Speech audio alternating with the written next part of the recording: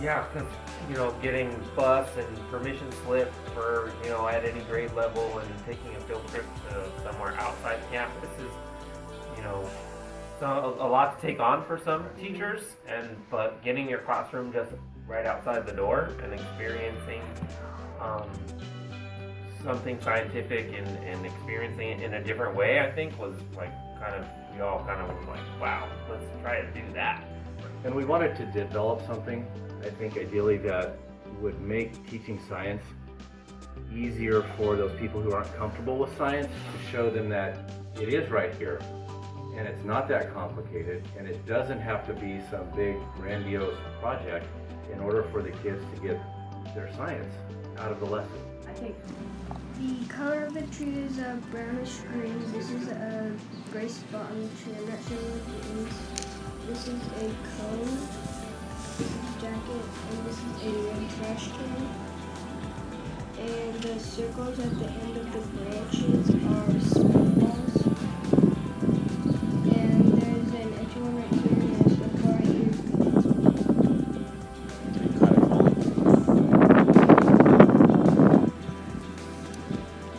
Excellent job.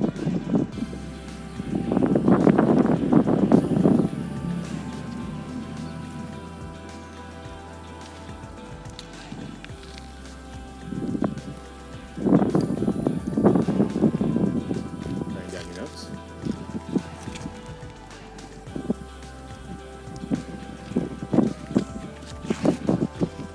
Next is the sketch.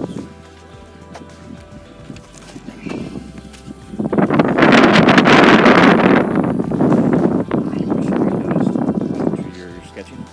A little bit of football. Oh, really? They caught your attention, huh? How long have they been up there? That's your wonder. I love it. Right here, you play with it every day on the playground. And I think also part of it we wanted to tie in, we focused on the trees because You want to share what it's you're writing winter about? now, and they're going to go through spring and then How could they late get the spring, items? so they'll be able to see the transformation. So we'll be able to use the same trees that we use for this for different science as the year progresses. Yeah, and then also getting the kids to realize that, hey, we have trees, and there are different kinds of trees, and they're in different locations, and like just being aware of their space here on campus, I think was really interesting, especially for sixth graders. They were just kind of like, whoa, there's actually a lot to talk about with just these two trees. At first they were kind of like, oh man, it's gonna take like not that long, it's gonna be easy or something, and then they really started getting into it. Yeah. And I think they were surprised by it. Because when we started out, we go, okay, all three of us are going to go scale, proportion, quantity. Yeah. And we're going to stick to that. And then we kind of got stuck, and we were trying to square peg and round hole. All doing the same thing. Yeah. We had this grand scheme of 3 days of this, and then we talked, and well, that's not going to work. Well, what are we going to do? Let's go back in and look at the 3 different dimensions, and then we tried to make that fit. And then When we looked at the standards, it was like, you gotta do this, and you have to do Yeah. this. We can't teach the same thing to all of our kids because sixth grade has different expectations than fourth grade and fifth grade. So we had to tailor it basically the standards for a grade level. And yeah, the moment before we realized that, we were just looking at each other like completely perplexed, like, oh man, what do we do now? Like it's all falling apart. I can see it crumbling. Yeah. No! Yeah. Science is too big for us.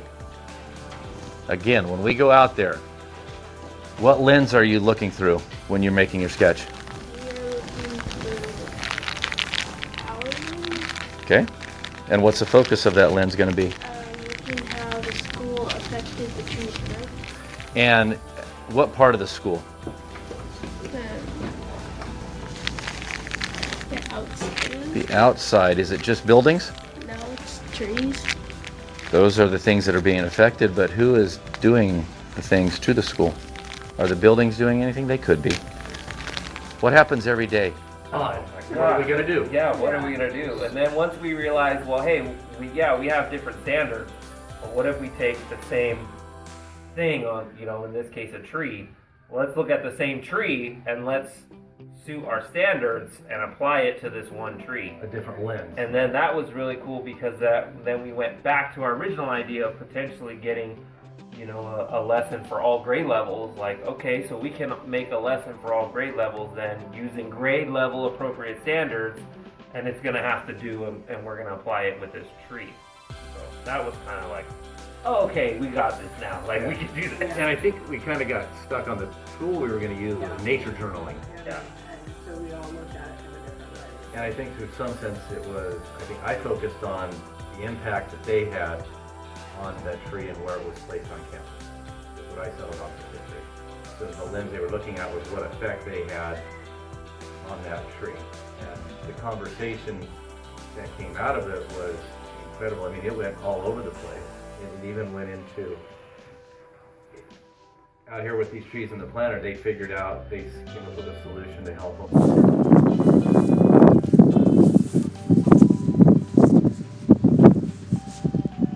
So what do you notice about that tree? I noticed that there are a lot of mangles, bumps.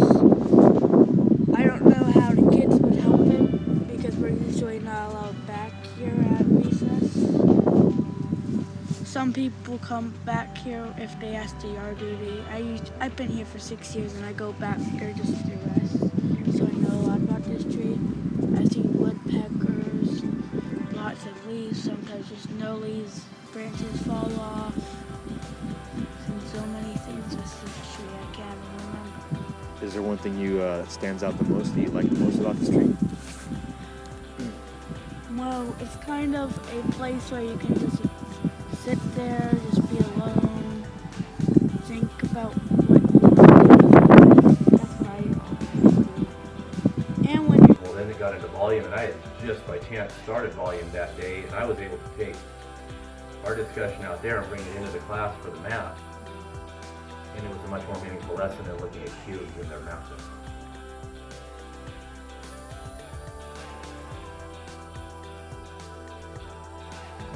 After fourth grade, we focused on how the trees survive, and that even is a tricky topic for fourth grade because they've already learned in primary about like heat, water, sunlight, space, and so it's a little bit hard to push them. That's still a little bit of a struggle to push them beyond what they already know.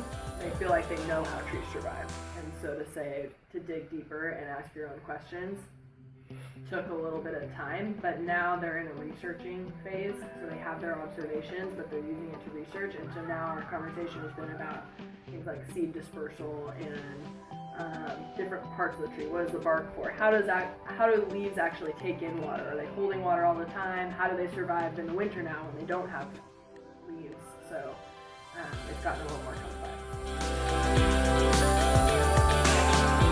I had to just be up front and say, I know that you know some things. We did do a class discussion before we went out the second day where they talked to partners and then shared with me, and we made a list on the board of things they already knew about trees surviving.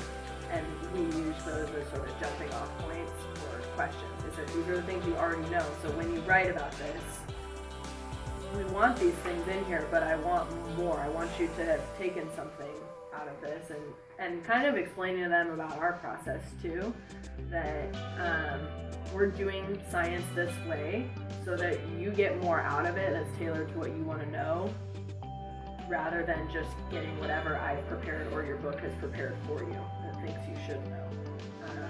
You chase your own curiosity, then you're going to learn a lot more about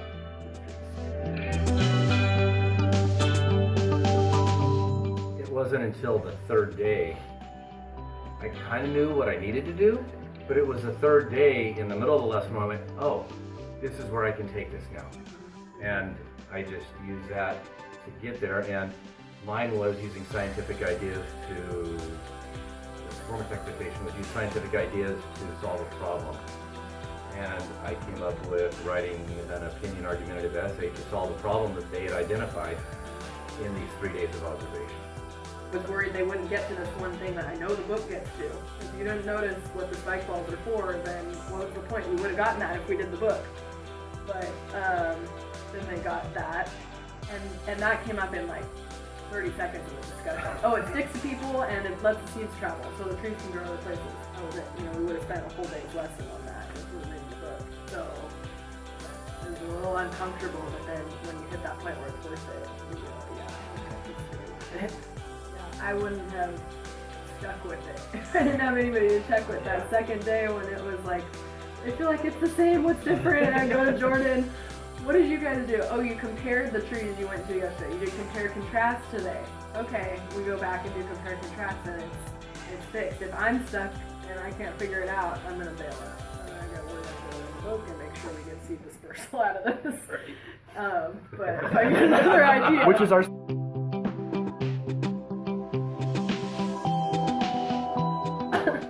And so that about finding that out about my teaching and my teaching practices was like, oh wow, like I can do this is possible, and this is beneficial, because I just have this like vision of chaos and like just, you know, setting fires everywhere. And I think too at a basic level, like the idea of scheduling. So we scheduled this block of 3 days, weeks prior, and if we probably didn't schedule it, I know there was a good high probability that we would have been like, all right, well, I'm going to do it today, I'm ready. And John would have been like, oh, I'm not. And then today I was like, oh, I'll just start tomorrow because I have this going on today. You know, and honestly, I don't think our conversations have the same depth if we're doing it at different times, right? Because that was one of the things that we all said together, well, we're going to experience this together.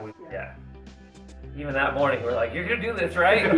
Yeah, dude, I'm going to do this. Yeah, next day. You want that couch?